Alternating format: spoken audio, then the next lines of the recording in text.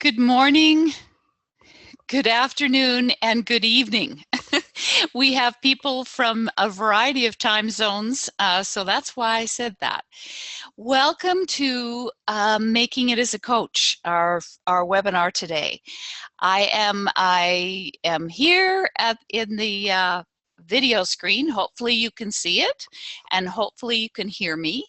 And we are going to I'm just going to give it about another, it's right at the top of the hour, and I'm just going to give it another moment or two, and then we'll get officially started. But in the meantime, what I'm going to do while we're all getting organized is I'm going to take a poll so that we have a sense of the makeup of today's webinar. So just bear with me here, and I'm going to launch it. And it is launched, and hopefully you can all see it and start to, if you could just answer the questions, that would be fantastic, as that will help us as we move through the webinar. Good, I can see people starting to do that, which is terrific. Thank you so much. And I now have exactly 1 minute after the hour, so we'll just let people complete the poll. We'll give it about another 30 seconds, and then we will publish it, so we know who's here. And I will tell you a little bit about who I am and what, in a way, gives me the right to be delivering this webinar to all of you today. And so I'm going to end the poll,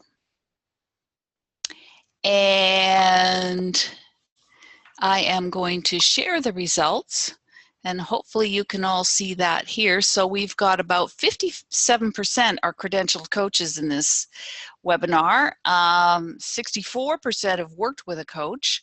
64% have taken 30 hours or more of coach training, which is great. 57% are working with clients. Woohoo, that's fantastic.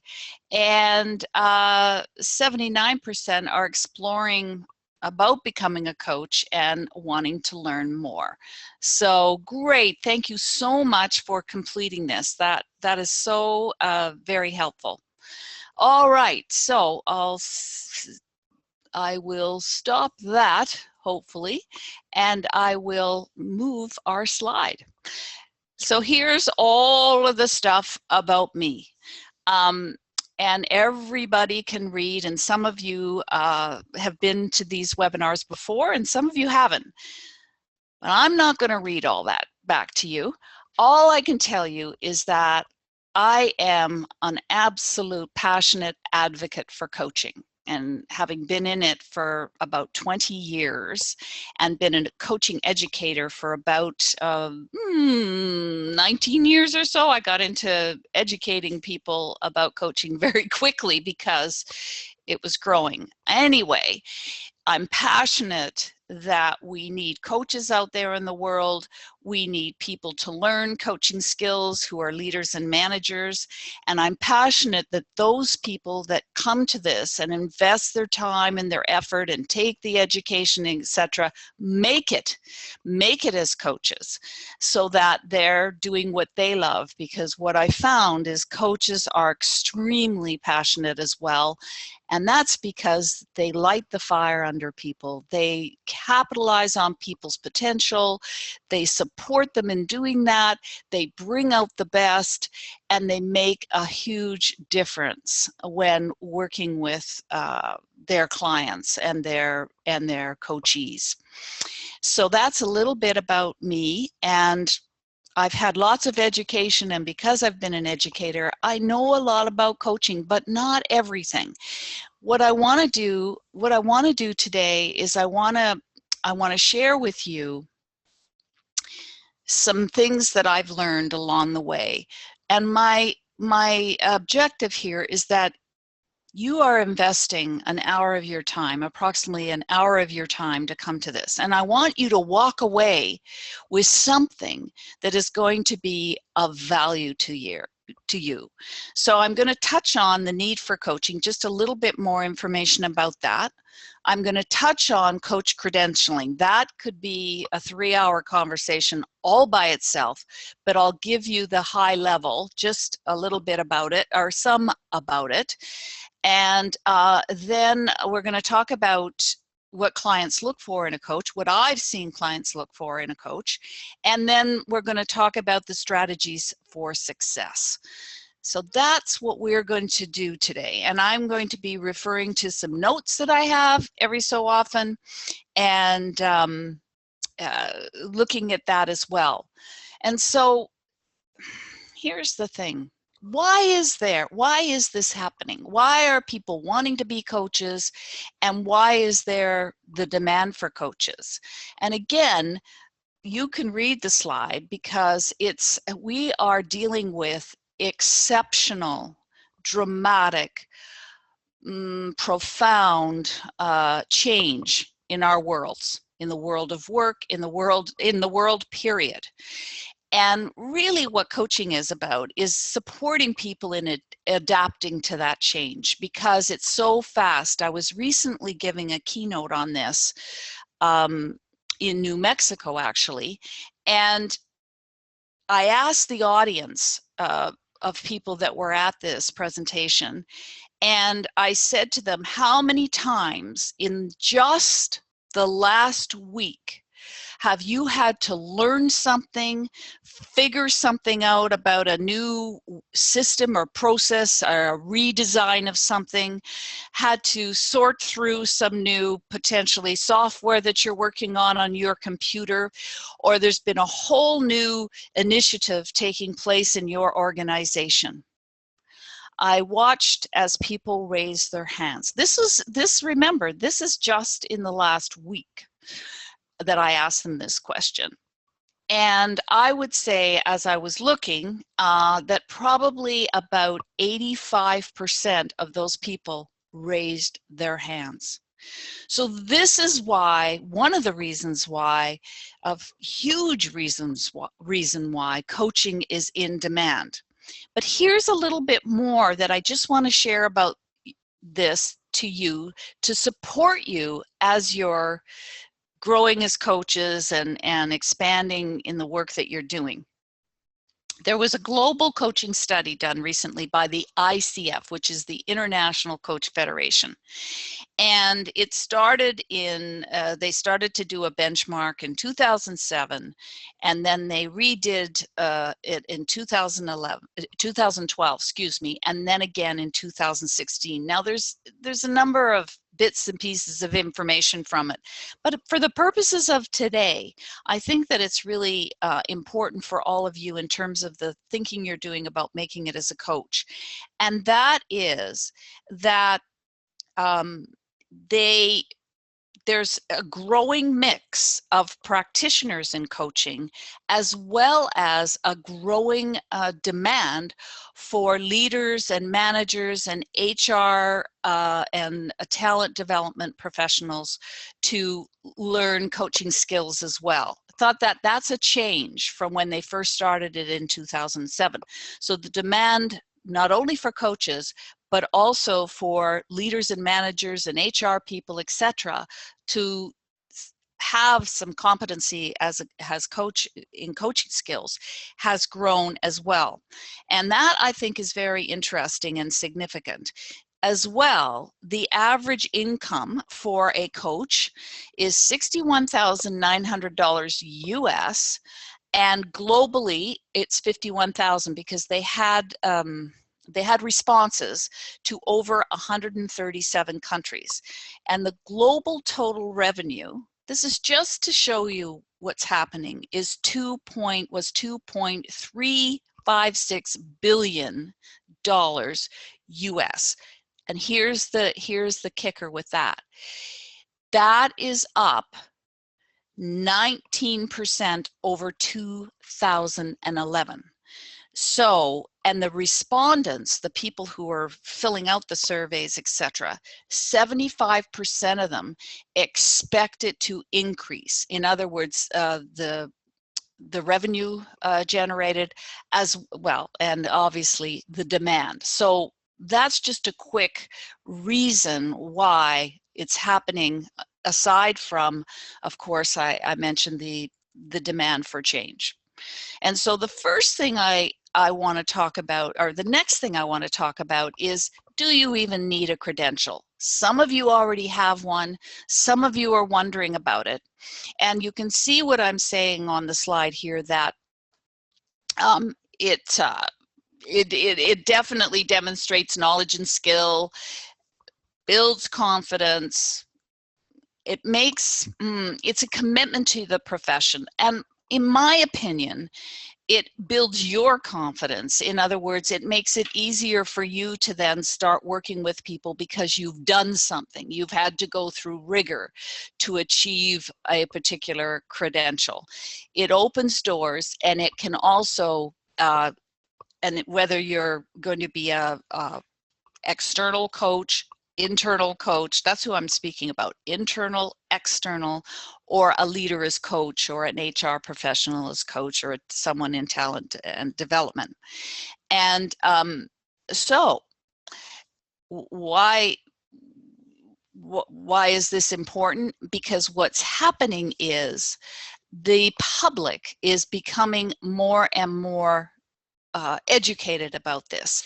And I see, hi Marvelly, by the way, I can see Marvelly saying in the chat area, it can be a strategic differentiator. Why make it hard for yourselves? When you're, whether you're in an organization or you're external, make it as easy as possible for people to hire you. Well, the more you can say, well, I've gone through the rigor, I have a credential, I've been educated, the more it just makes it easier for people. And it will add, actually, it should add value to what you charge for your services, whether or not you're internal or external, because you're being paid when you're internal. There's no question about that. I just think that it's a no-brainer in a sense. And when you're trying to either engage people within an organization or externally, or a mix of both, having that behind you, having that as part of what you have, I think just makes it easier when you're talking to people about what you do, and hopefully attracting people that you can work with. So to me, it's just very, very important. And then the question is, okay, where should you obtain a credential? Because you can go and you can read online and you can see these various things where some people are getting something, I'm a coach, and they've taken 2 hours or of training, etc. And that's fine, and that's a great start. However, when you get a credential, and you get it from the ICF, I just always say this, is because it's the most well-known. ICF stands for International Coach Federation. I've got the website up on the screen. But of the people that are out there now, we've got over 51% now who are calling themselves coaches, who are now holding a credential. That doesn't mean they all are, obviously, but it's growing. And it's growing because organizations are trying to figure out, well, you know, we're going to hire coaches. What makes a person a coach? And they're starting to say, not just starting, they've been saying, some of them, that you got to hold a credential. And the one that's the most recognized all over the globe, all over the world, is the ICF credentials. So that's that with that in terms of my opinion about this. So there's a few different credentials you can get from the ICF. It starts with the Associate Certified Coach. It goes to the Professional Certified Coach. Those are the two I'm going to just outline briefly. there's another one, the Master Certified Coach, and that's a much more, and that's another level with the ICF. But for the purposes of today and our time, and I really wanna, I want to make sure I get into the strategies and so on. And hopefully, if you have any questions, you can. I forgot to mention this. You can certainly place them in the chat area. And I forgot to mention this too. Sandra is here to support me, and she's monitoring that as well. So she'll give me a heads up if there's something in there as well. And I'll try to glance over. Oh, she already did. So there you go. I sometimes can't read and talk at the same time. Anyway, these are the two. And so what I wanted to just, oops, it just moved a little too quickly. Let me just get back to the, hang on a second, I'll just get back one. All right, so this is the first one, and it's the ACC, Associate Certified Coach, and this is what's required. All of this is on the ICF website, and you can read it in much more depth, but this is what you need to achieve this credential. 60 hours of or more of coach-specific training, you can see it, 100 hours of coaching, and that's going to take a bit of time. And it now is from the start of your coach-specific training, and at least 25 of these hours must occur within the 18 months prior to submitting your application. So that's a nuance to it that I think is important to mention. You've got to have 10 hours of mentor coaching at this level, and you also need to complete what is called a coach knowledge assessment. And this is an exam that you do online through the ICF, and it has approximately, and I'm doing this, I think 150 or more questions. It's great, it's fabulous, and so you'll need to pass that as well. So those are the requirements for that first level of coaching. And I encourage people to apply for that because then they get into the flow of it, and then they can go up to the other level or levels as they gain more and more experience, and in some cases training, etc.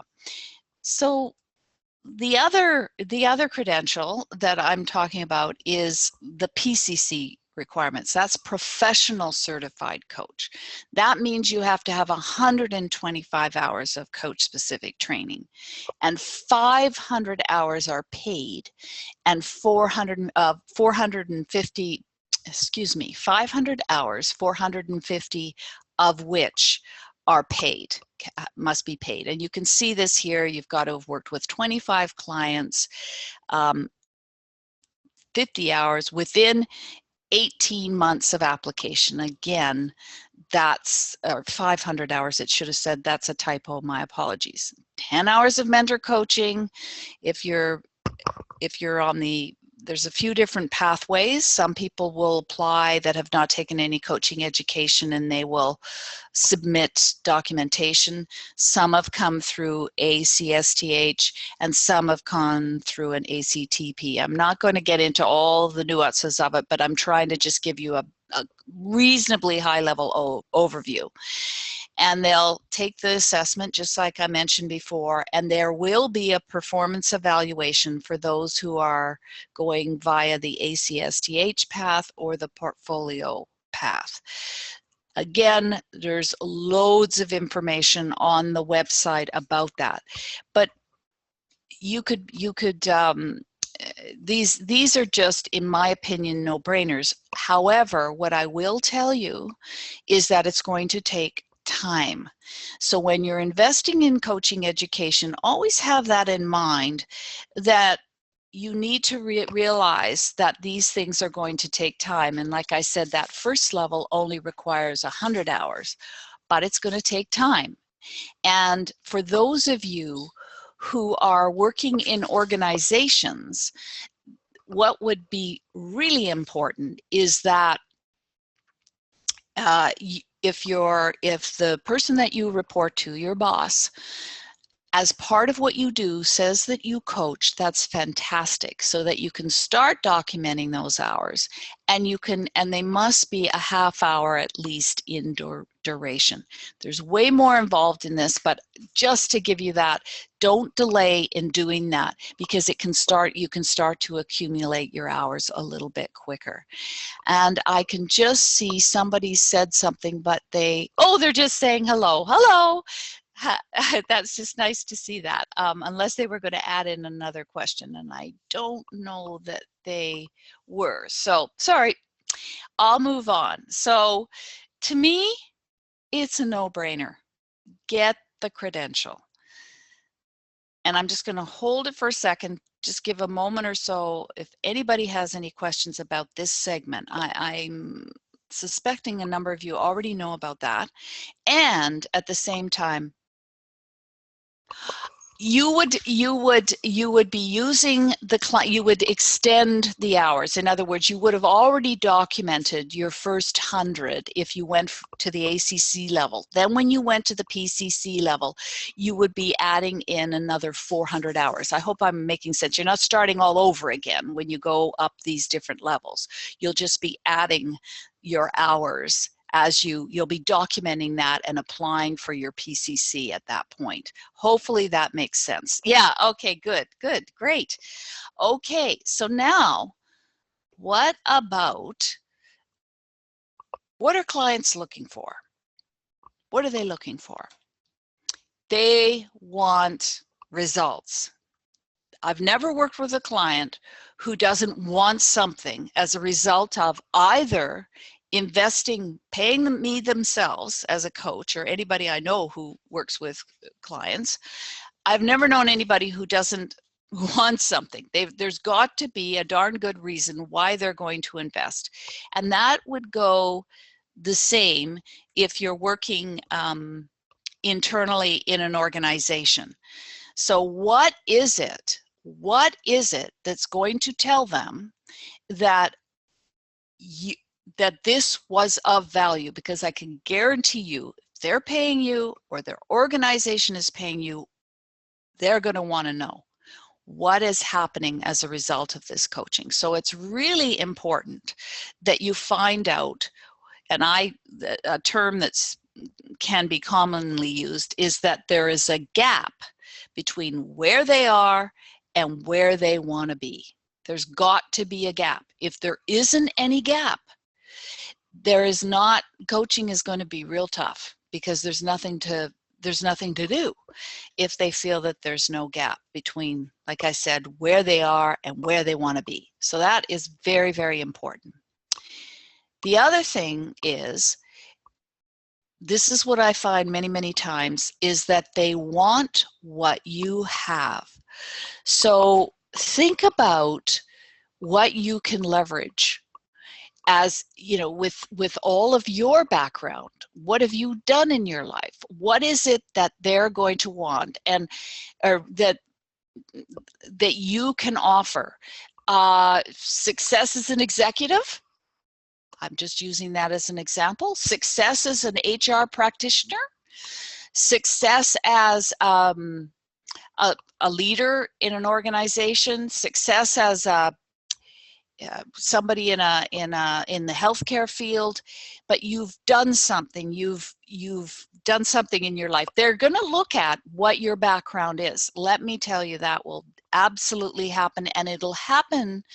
In my experience, it happens more in the earlier stages of your coaching and gaining that experience. And so, for example, when I first got into coaching, my background at that time was two things. Was as an executive in a corporate environment.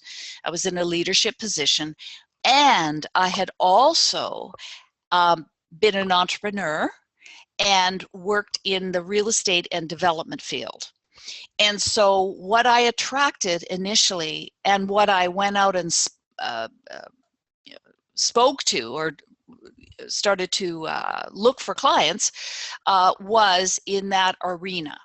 And that will be important. So when and I've asked this many times of people who are looking for coaches, think about yourselves, because some of you have worked with coaches.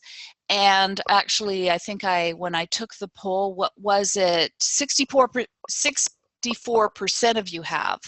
What was it that caused you, what about the background?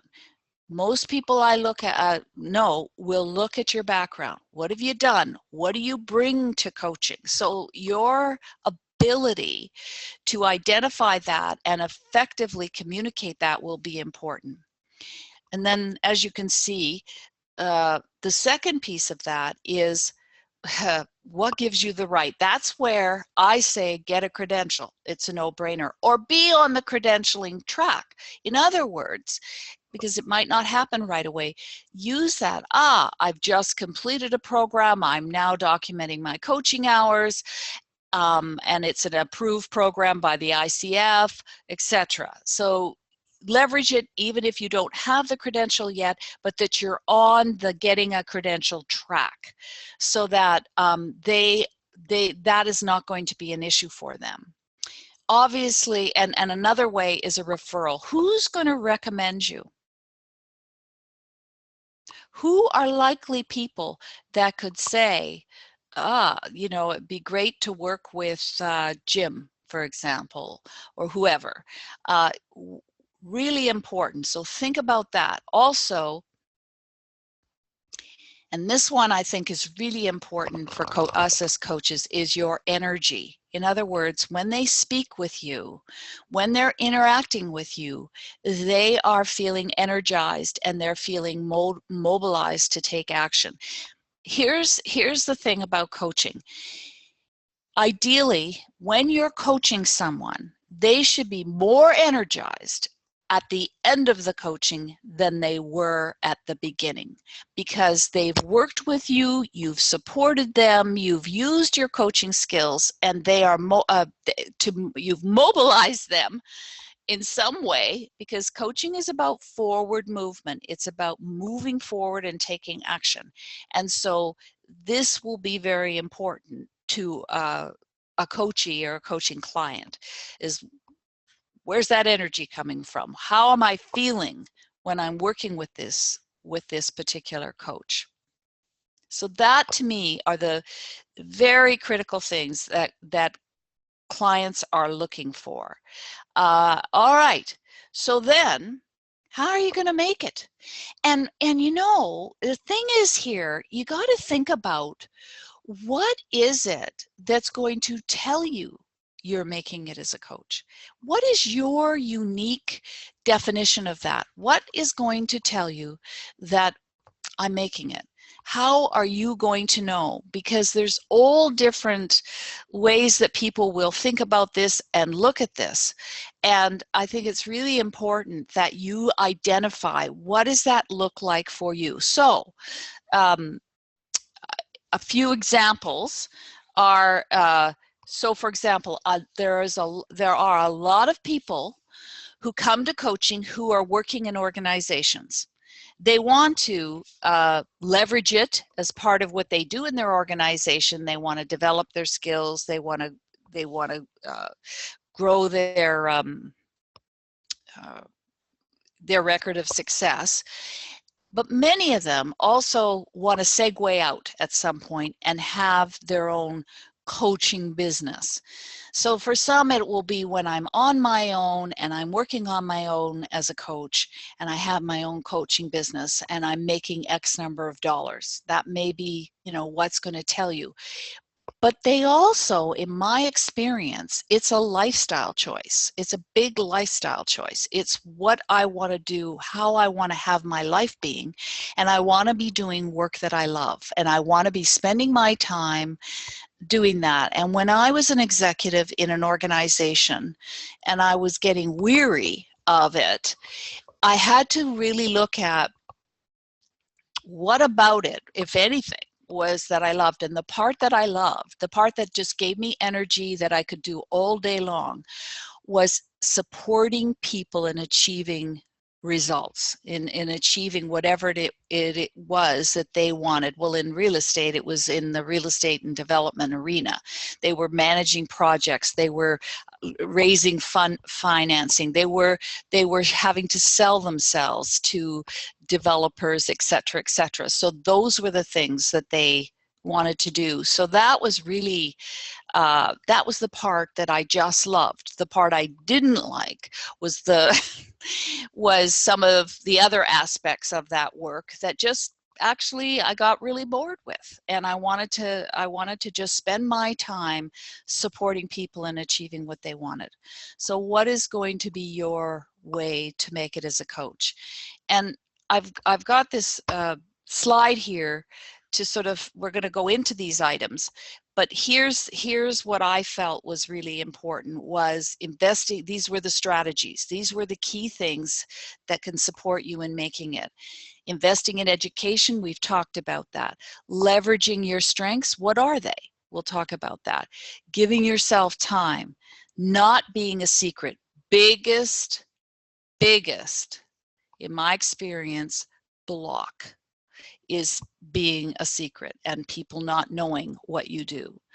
Capitalizing on your current position, experimenting and getting a coach, and practicing pro bono. These are what I consider to be really important key strategies. So think about it, as I said, what would be absolutely ideal for you? What would be your ideal client and coachee? And how will you know? What's going to tell you that you are successful? And so we're going to dig in a little bit more. So these two slides, experiment. One of the things that I've seen is a fear of making mistakes, of going out there and not doing well at it. Get over it. Get over it. You're going to need to experiment, and you're going to need to have people that you can work with who know that you're growing and developing, who know that this is a new field of endeavor for you, whether it's in an organization or external. So allow that you may make some mistakes at first. Now, in your coach training, this is why that's so important, is that it's important that there's a focus on ensuring that, first of all, you know how to coach, and you get feedback on your coaching, and you learn the competencies of coaching, and you learn a really good model, etc., so that you can have something to use as you're getting more and more experience and going out there and working with people. And the other one, in my opinion, that's also a no-brainer, is to get a coach. Work with a coach, whether it's a mentor coach, with someone who's got what you have, who can give you the support, and who you can also experience the value and the byproduct of coaching. What is it going to do for you? Because beware of a coach that doesn't have a coach or has never worked with a coach. I think that says volumes if that's the case. So make sure that you have that. And I want to just mention a resource for you, because for some of us, funding is a challenge and so on, some not. The ICF, the International Coach Federation, has a whole series of what they call peer-to-peer coaching. And the fabulous thing about that is you can pick a coach to work with, and it's very, very, very reasonable. And the beauty of it is, while you're doing that, you will also work with that other coach, and you will coach them. So it's a peer-to-peer coaching relationship. And the beauty of that is you will be able to document those hours as paid coaching hours, because it's a reciprocal arrangement. So you might want to investigate that as another potential resource. So that's one. This one is, I said, is extremely, it's an extreme issue. You cannot be a secret. So what is it that you're going to do out there to ensure that people know that you are you're a coach. So you have to be prepared to get out there and make sure people are aware of it. And again, I notice this both for people who are doing this externally, or maybe doing a mix of both, or doing it internally. They struggle with this. They struggle to sort of get the message out. And I've coached people on this who are in organizations, and they start with, they don't even think there's anything that they can do in that organization. They're maybe in a job that has nothing to do with coaching. And so they can't sort of think, well, how can I do this? And in strategizing with a coach for a bit, it's amazing what you can come up with, because you have colleagues in there. You maybe can engage your boss in being capitalizing on it, but you're going to have to be prepared to educate people about the benefits of coaching, what coaching is, and you're going to have to get out there and not be a secret. Whether you're publicly speaking, whether you're just maybe arranging a lunch and learn, whether you're holding webinars to educate people about you and what you offer, etc. It is so, it's just so important that you have to get the message out. Okay, so that one I've kind of focused on. All right, now this one is another one that I think is really important. And people forget this one too, and that is capitalize on the situation that you're in right now. Whether it's in an organization or another business that you have, and look at how can I capitalize on this to grow and support my coaching abilities, to attract clients to me, or eventually, or have clients right away.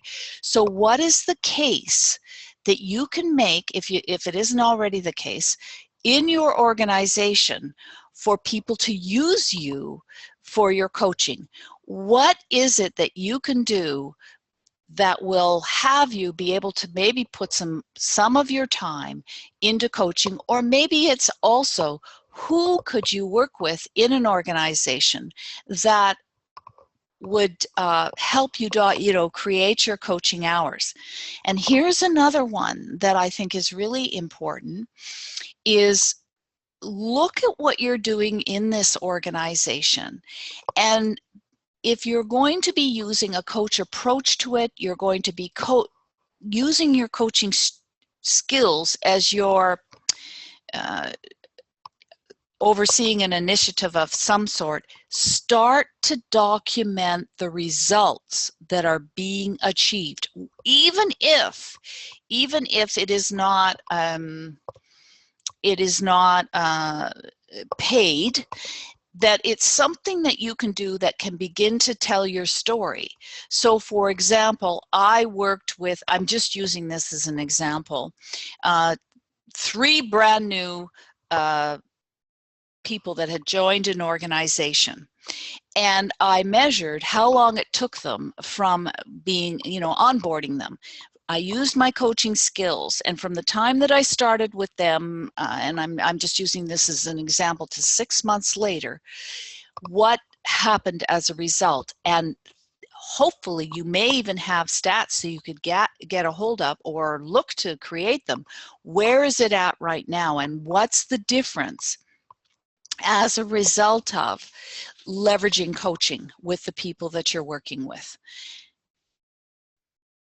You really want to set yourself up for success. And here's the thing, and I've said this 1,000 times to people, and everybody is so busy, and I know that. I was talking to a woman recently who has brought coaching into her organization, meaning she has supported all kinds of leaders and managers in developing coaching skills. They're not all becoming credentialed coaches, but she has managed to be very, very successful at that. She brought in a successful program. She's had them go through learning these skills, etc., etc. And I asked her, I said, oh, so have you documented this story? Long pause. No, I haven't. All right, you got to document it. That's a story that you can tell, whether or not you continue in the organization, or whether you start to develop clients externally, or whether you eventually segue, retire from that organization, or leave it and set up your own business. That story, having testimonials from people, knowing how that was done, what has happened, what results are measured, what were the key things that you were measuring that can say what is the success that you created there. So the critical thing, and that will also apply whether you're pro bono coaching. Document what's happened as a result. Get permission to use any of those people that you've worked with as testimonials, as advocates for your services. Really critical. And I want to share I want to share a thing that I did, because for me, when I got into it, and I recommend this with a lot of people, is I used an initial pro bono coaching strategy for myself. And I invited a number of people that I knew. These were not people that I worked with. This was external, but these were people like kind of vague acquaintances. These were not best friends, although actually I will admit one of them was my brother-in-law initially. But anyway, and I invited them for me to coach them for 3 months, pro bono initially. And I laid out how many times we would meet in a month, and I laid out what my actual my fee was going to be once I started to charge. But I laid it out: work with me for this period of time, and here's what I request. I request that if you're happy with what I did, that you refer me to other people.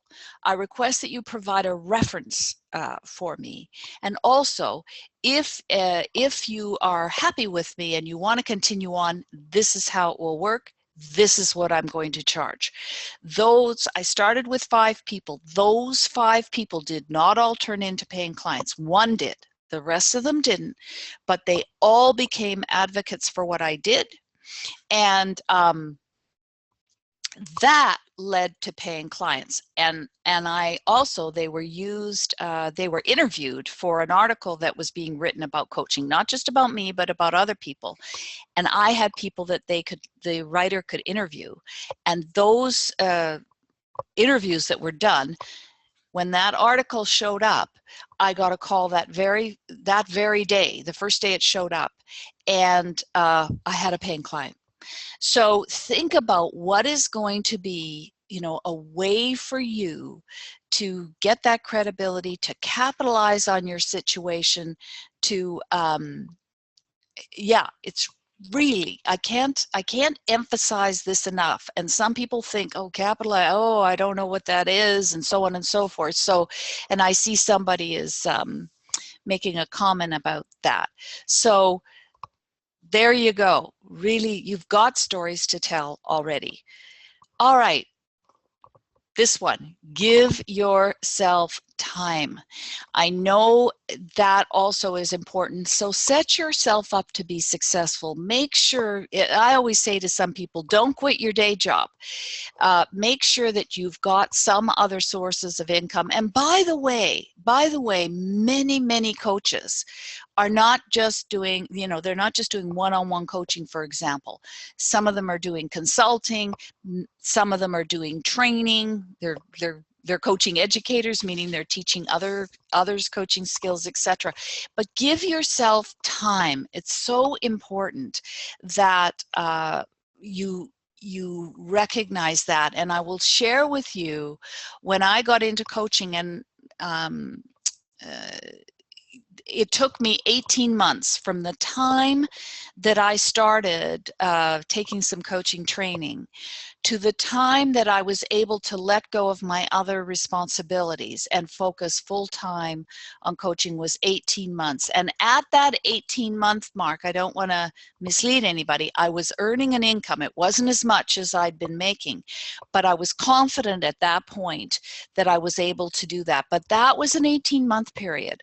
Beware when people say, oh, you're gonna do this in 3 months and so on. Maybe some will, but that has not been my experience. So it's very, very, very important that you give yourself time to learn coaching, time to learn the skills, time to develop the skills, and time to have time to coach others. So you're going to need to budget that. Very, very important. The other strategy, and I think it goes without saying, but I really want to emphasize this, and it fits in with some of the other things I've said anyway, is practice. Practice, practice, practice. And you've got to be willing to take some risks. So I would always say to these people, is it okay if I make mistakes? Or when I was in the coaching and I wanted to ask them something, or I wanted to challenge them in some way, I would say, I want to take a risk here, and I want to ask you something tough. Is that okay? So I set myself up, I conditioned it so that I could actually experiment and try some of the skills on that I was a little nervous about, or I wasn't sure, or somebody was going down a pathway that I needed to kind of pull them back. Hey, hang on, and get into that more deeper dive, that edgier coaching, that willingness to take some risks. But set yourself up to be able to do that. Make it safe for you to be able to do that. But the critical thing is get that practice in. You can't, I've talked to people, they take some of their coach training and then they kind of forget about it, or they, get off on something else, and then they've lost what I call their coaching chops because they're not practicing it enough. And that is why it is so very, very important. All right, oops, it went to there we go. Here's the other one. Leverage your strengths. So what is it that you are really good at? What are considered to be some of your strengths? Think about that. What are they? So here's a couple I've used, or I've recognized that I have, but it could be some of yours too. Completing a successful project. You all, I guarantee you, have done that in some way or another. What is that? That's part of your story as well. And I know Janice mentioned that. What is that? What are those strengths that you are really, really good at? Because you'll have them. Changing your career. How many, I'm guessing I should have put a poll up here, but well, there will be a number, have changed your career more than once.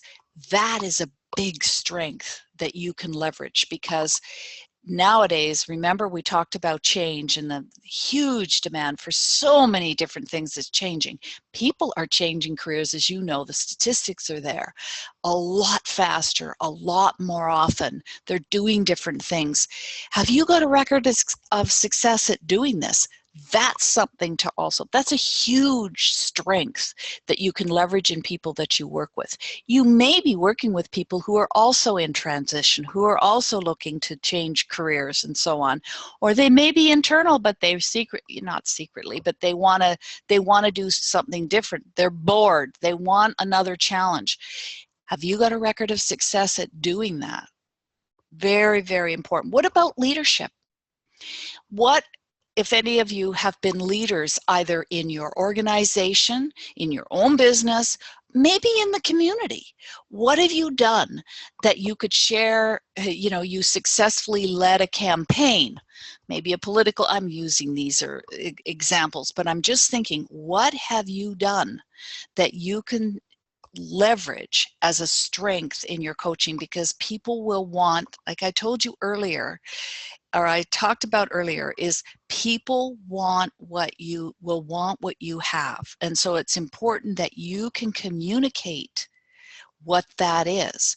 So for example, here's another one that I have leveraged quite a bit, and that is, I call it failing forward. In other words, I've had failures. When I was in the development arena, the real estate and development arena, I had a disaster happen with one particular project. It was horrible. It was absolutely horrible. There was money was lost. People were not happy. The project didn't work. All kinds of things happened with it, and I was devastated.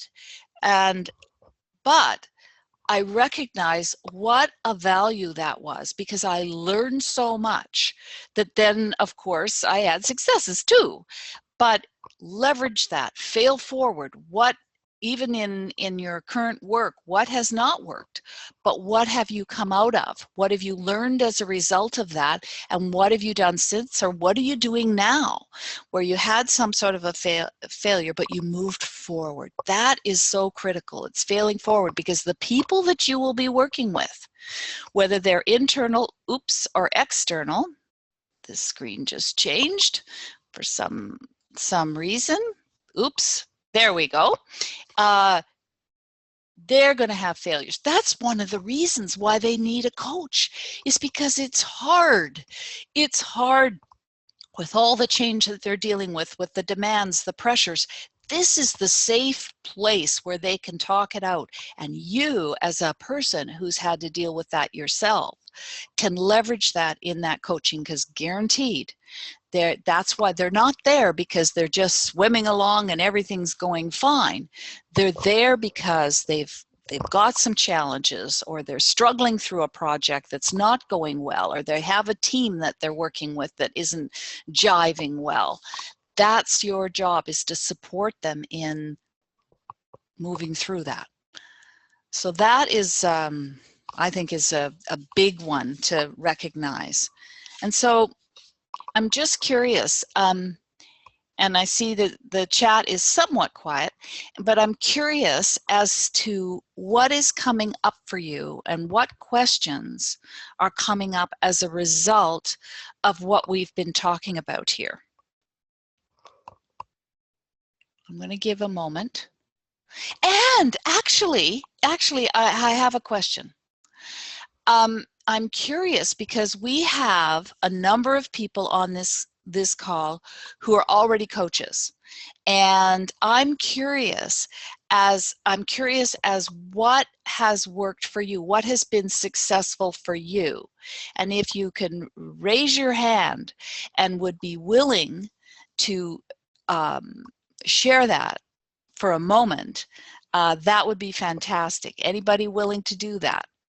Because I'm guessing there's some things, or what are some ahas, or what is coming up for you as a result of listening to this today?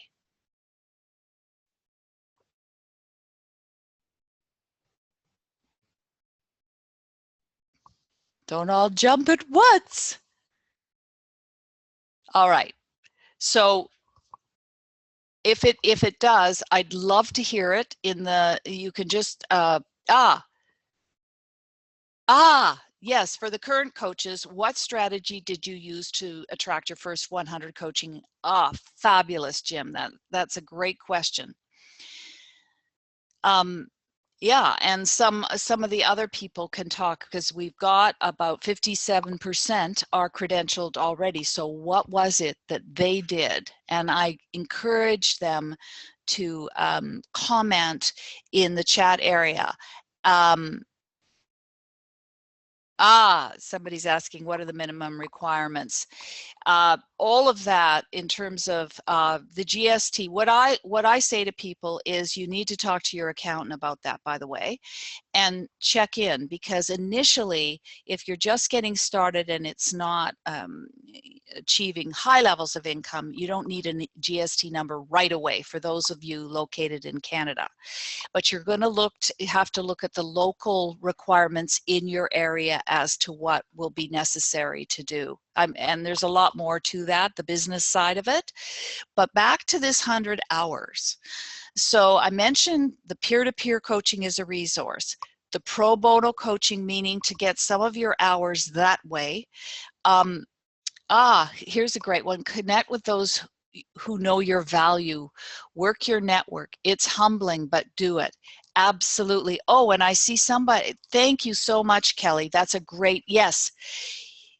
You have to be willing to be vulnerable.